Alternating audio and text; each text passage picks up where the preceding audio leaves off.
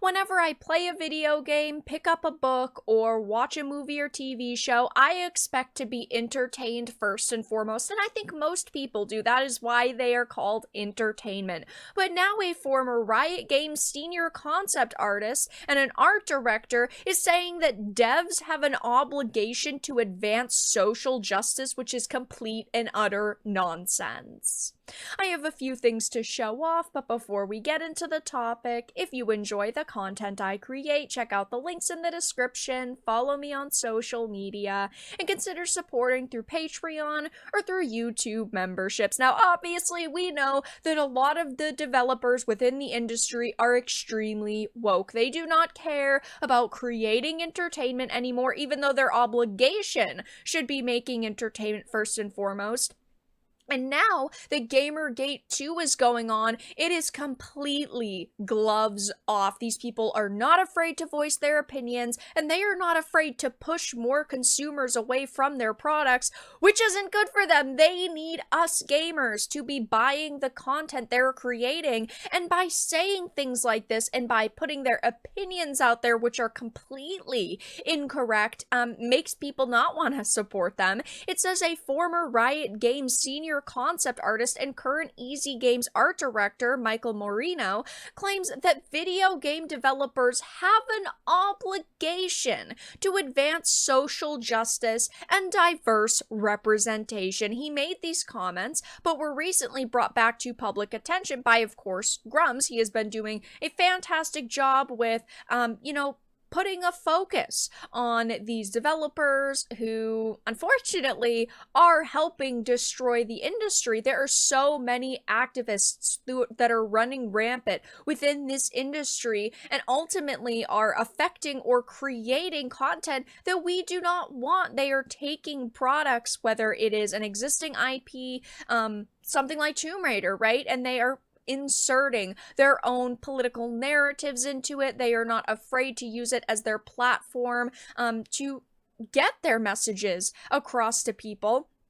They might be small, they might be large messages, but ultimately they're not things that should be within a video game. And he criticized the Star Wars Outlaws protagonist Kay Vess's writing, Grums did, and of course, this actually upset Michael Moreno. He responded, "I'll effing bite. A thread about making female characters in games. This idiot grifter, probably feigning outraged doughboy, really doesn't seem to get it. Even apparently as a developer, TLDR, making the nuances of a gentler face can be real tough one in game art." I mean, he is just whining about the Star Wars Outlaws criticism, but instead of actually, putting a useful take into the world, he just goes on to insult Mark Kern and basically anybody that follows him.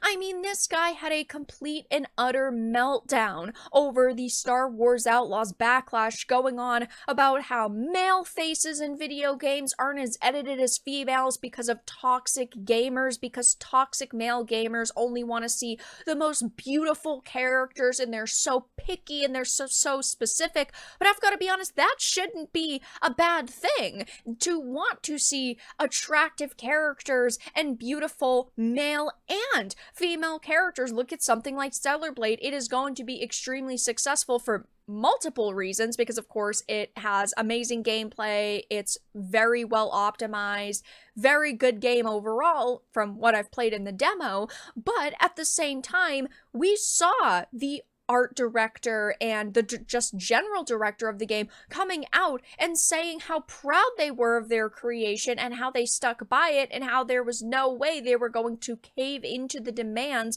of other people. You have to have a backbone. I mean, you don't understand that ultimately people do want the highly attractive, the in a lot of cases unrealistic, and that should not be a bad or a negative thing. Maybe he would have a successful game like Stellar Blade on his hands if he actually, took people's criticisms and their suggestions to heart, but we know these people never do that.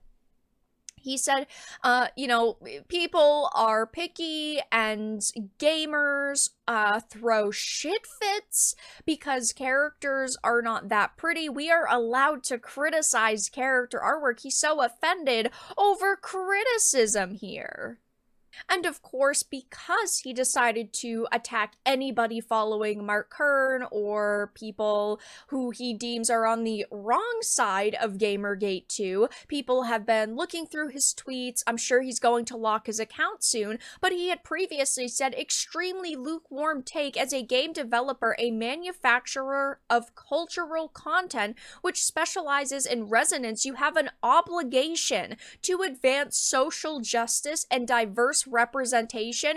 You are not just making art, you are participating in the formation of bedrock. There was a time we could resort and rest on the creation of aesthetics of the known. That time has passed. As stewards and bookkeepers of artifacts, both widely consumed and niche, artists, writers, designers have a responsibility to wrap diversity and justice in the consumable. I mean, he is acting like he is some mighty scholar, like he is a maester at the frickin' Citadel, and he's going to, educate everybody, and that developers are better human beings because they are creating games. And I love video games, and I think there are so many amazing game developers out there who deserve so much attention and so much praise. But I've got to be honest, calling yourself a steward and a bookkeeper of artifacts makes you look like a loser, because what does that even mean? You are talking about an industry of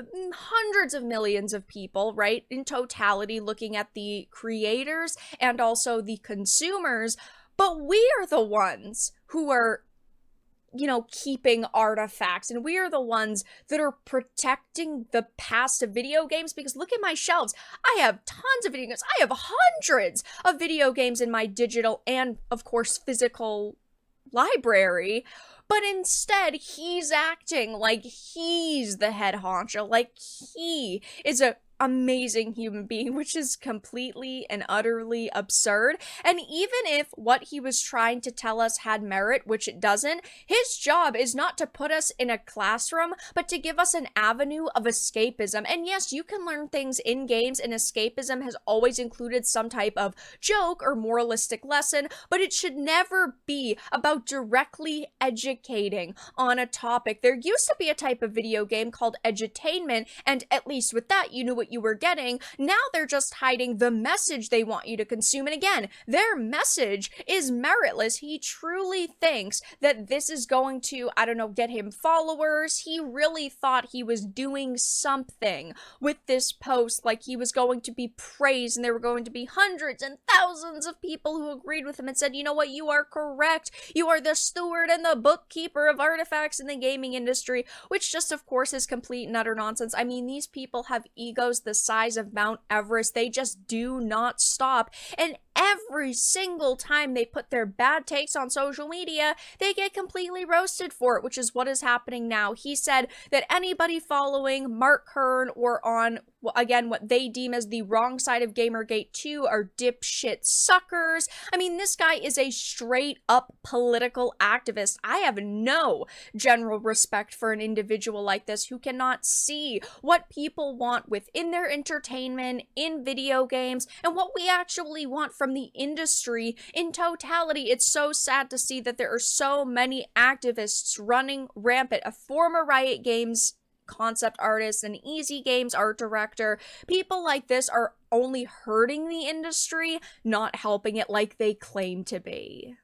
But that's all that I really had to discuss in this video. Let everyone know your thoughts in the comment section down below. If you enjoyed this, give it a like, and if you didn't, give it a dislike. I appreciate your support either way, but I will talk to you all again in the next video really soon.